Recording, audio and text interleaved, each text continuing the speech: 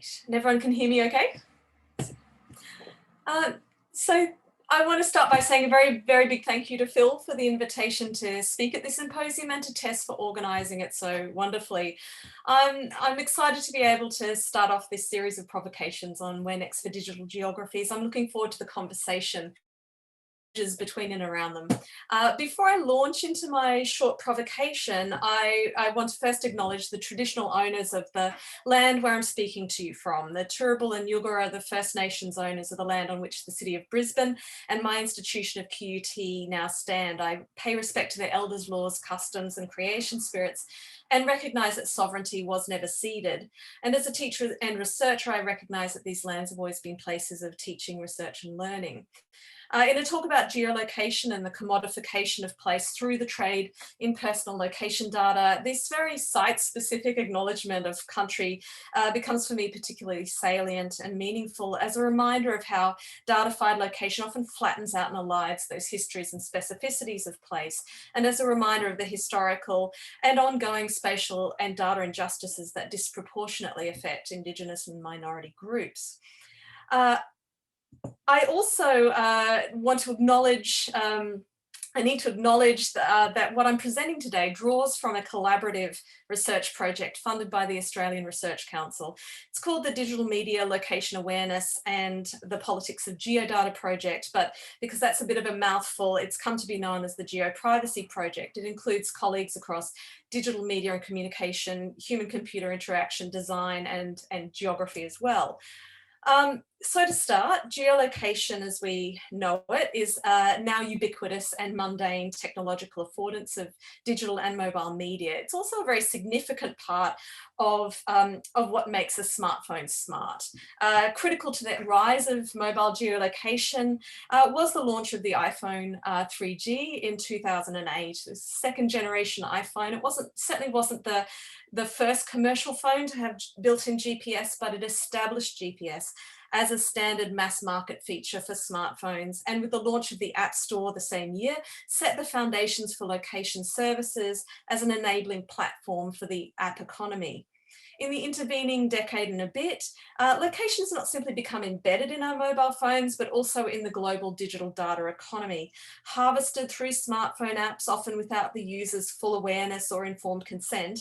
The personal location data of everyday users of mobile media has become highly monetizable, and today routinely sold and on-sold through third-party location monetization companies for various ends, from advertising to providing better public amenities and to surveillance, of course.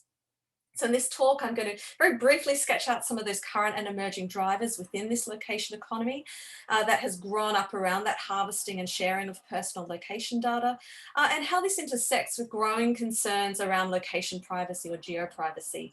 Particularly, I want to draw focus to geolocation as not just a technological affordance of mobile media, but also a platform upon which the digital economy and digital society are increasingly built, and a critical site where debates over privacy, surveillance, and personal data monetization are played out and are tested. So first up, what do I mean by the location economy? What's its size and shape? So getting a sense of how lucrative this data is and assessing the actual size, scale and number of players in this burgeoning but fragmented location data monetization industry is difficult. It also often means relying on industry reports that have highly vested interests in spruiking the power of location. But there's certainly no doubt it is a lucrative and a growing market. A recent market research report claims that just the location analytics market is set to reach $31 billion in the next 6 years. So in the research that I've been doing with the Geoprivacy team, we're particularly interested in that segment of the market that trades in or on personal location data generated through everyday digital media use.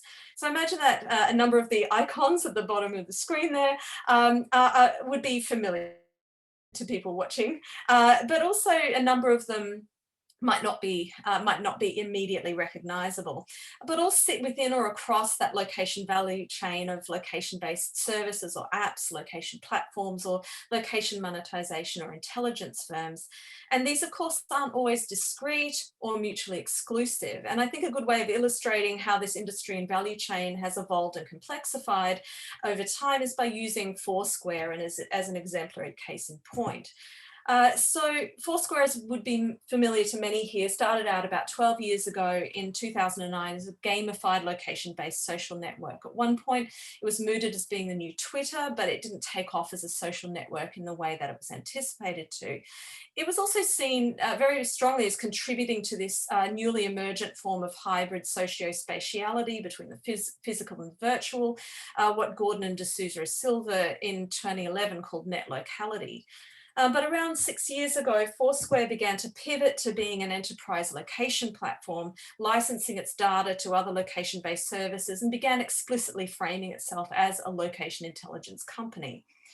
So what's at issue here? So as I mentioned before, we've seen in recent years location becoming a key and primary site where debates over privacy and personal data play out.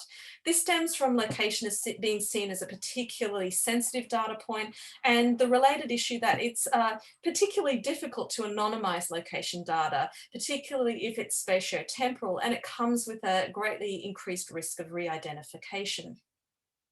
So in late 2018, a couple of high-profile exposés in the New York Times and Wall Street Journal drew widespread public attention to smartphone apps tracking and selling location data. And since then, barely a month has gone by without a new revelation about the perils of location data. So here are just a few from the past year illustrating how location data has been at the center of privacy debates over contact tracing. Here's one where a GPS-based app from North Dakota was caught sharing its location data with Foursquare against its own privacy policy, and how location-based state surveillance is now increasingly outsourced to big tech, outside to big tech and to data brokers.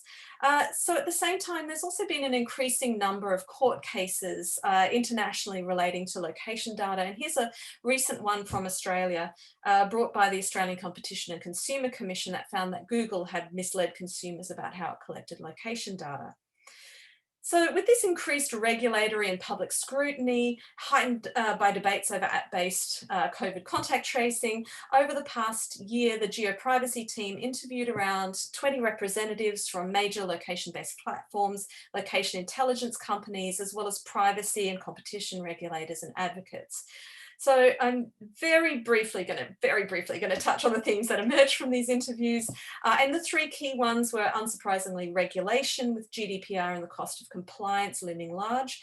But what I wanted to speak just is about trust and privacy by design.